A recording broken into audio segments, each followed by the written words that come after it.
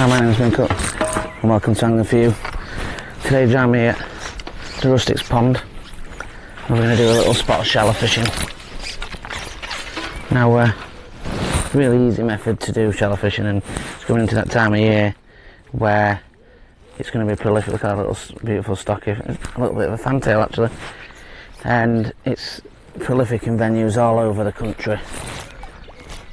And we're just going to go a little bit through the fundamentals of how to fish it, a little bit of explanation of why it's so dangerous and so deadly of a technique, and how you can achieve it and get those results that you want over the summer.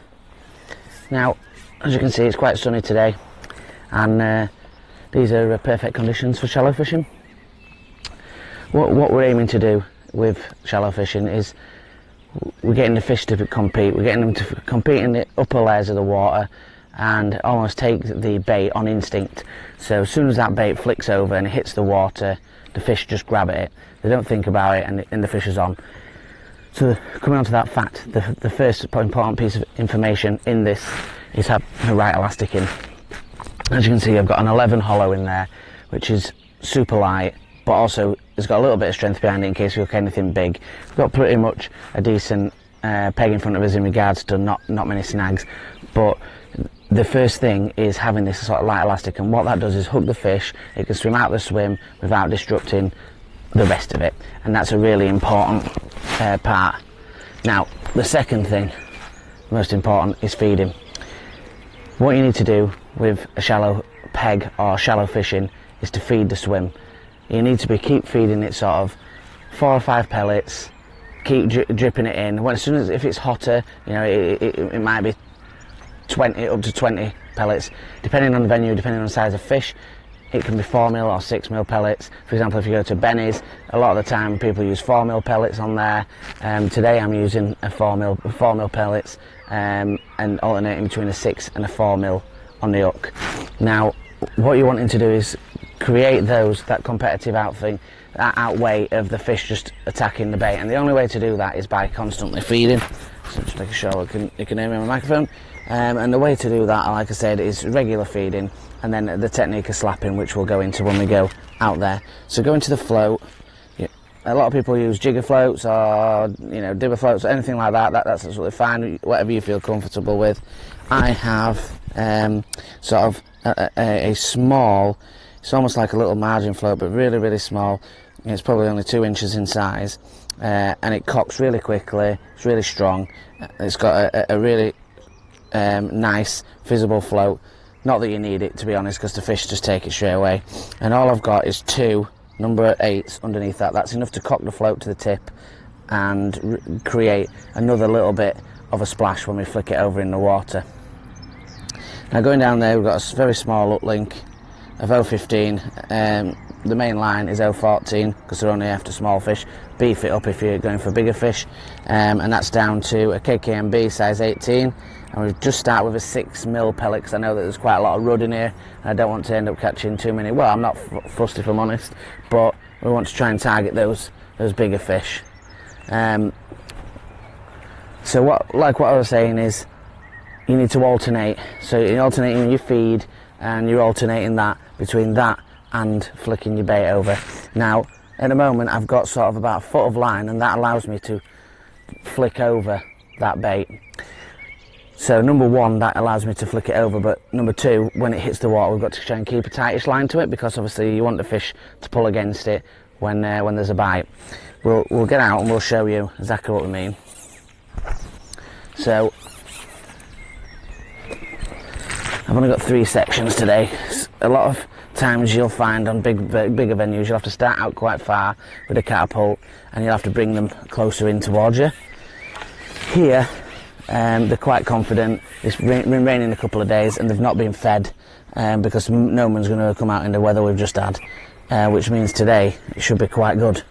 So as you can see, I'm flicking over and I'm alternating that with throwing some pellets in. When I throw the pellets in, I alternate the flicks, so there you go, straight into a fish.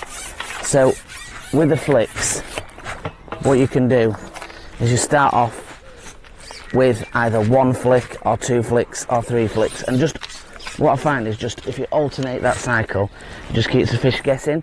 It doesn't make it as an obvious thing. Absolutely beautiful little roach. Fin perfect, if we can get the KKB out. Look at that fin perfect roach. And you know, venues like this where it's a mixed fishery, you will catch fish like that, and you know that's all right. The carp will eventually come in. Like I saw at the start, we had that little F1, and it's not always about catching carp after carp. It's more about the technique, and you can apply that to wherever you are. So we'll keep the party going, and see if we can have some more fish. See if we can get some of those bigger fish into play.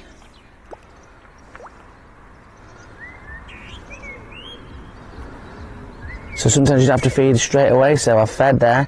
Now I'm going to give it 3 slaps before I give that next bit of feed. Important when you're fishing any method like this is having everything to hand, and that's really important to get a successful shallow fishing day. It's all about being in a system, being comfortable, being set right in your box, really nice and comfy, everything to hand, and that'll bring to more bites and more fish. Now I always set myself a little bit deeper, and I tend to shallow up depending on the fish. Do another fish now. And as you can see, these smaller fish have gone straight onto the bait. It's like another little one of these stocky fish. And again, hooked perfectly in that top lip. They know exactly, and you don't, after the time you don't even need to strike. And it's a beautiful little example of stunning little stockies that are in here. Obviously, there's much bigger than fish in here than that.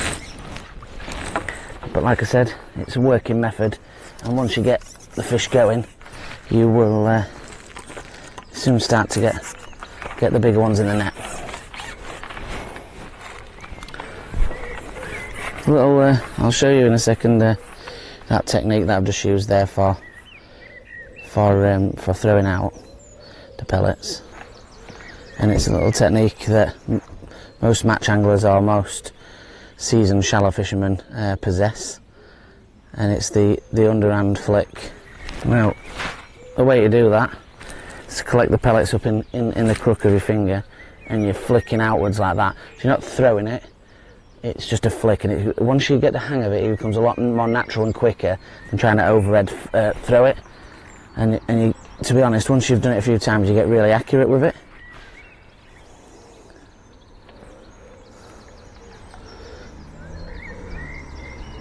When you keep working your peg, especially this time of year, and even more so when it's summer, you'll find it'll get better and better, and you'll get those bigger fish competing, and that's really what you're looking to do, is encourage fish into the swim, competing for that food.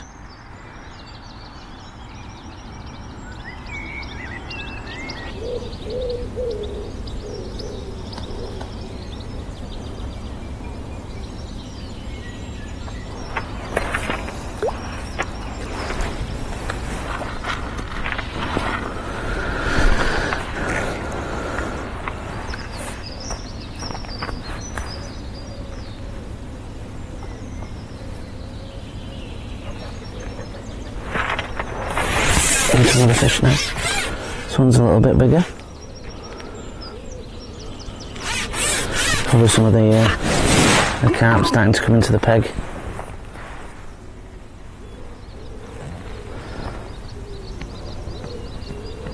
Certainly a bigger fish than what we've been catching. Nothing massive.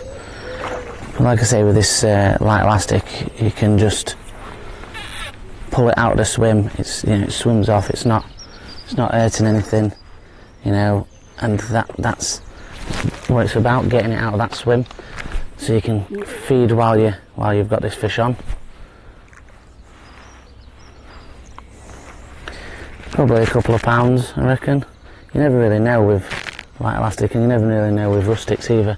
It's one of those ponds you can be catching little ones, and then all of a sudden a 10-15 pounder comes along, and this one looks about probably 4 or 5 pounds. This one, and this is what sort of you're aiming to catch when you're fishing shallow. Certainly what you want to catch.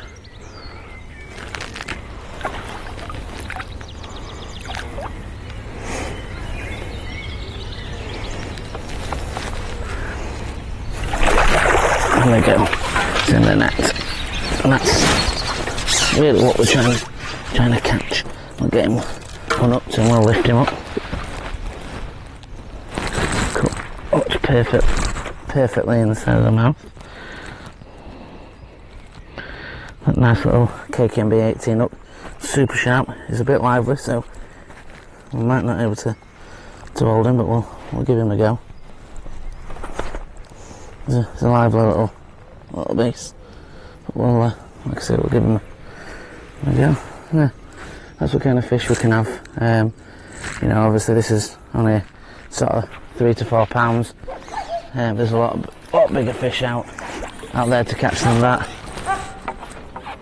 A lot bigger fish out there to catch than that, and yeah, hope this video has been helpful. It's coming into that time of season where, you know, shallow fishing is prolific. When it fully clicks on, we'll do another video on a venue where the fish on the size wise are a lot bigger. Join us on the Facebook group at Angling For You. Join us on the YouTube at Angling For You. Subscribe and like. Join us on the Instagram if you want to post some photos at Angling_For You. We've got some new merchandise coming out, so keep a lookout for that. We'll put some links below, and thanks a lot for watching. Tight lines.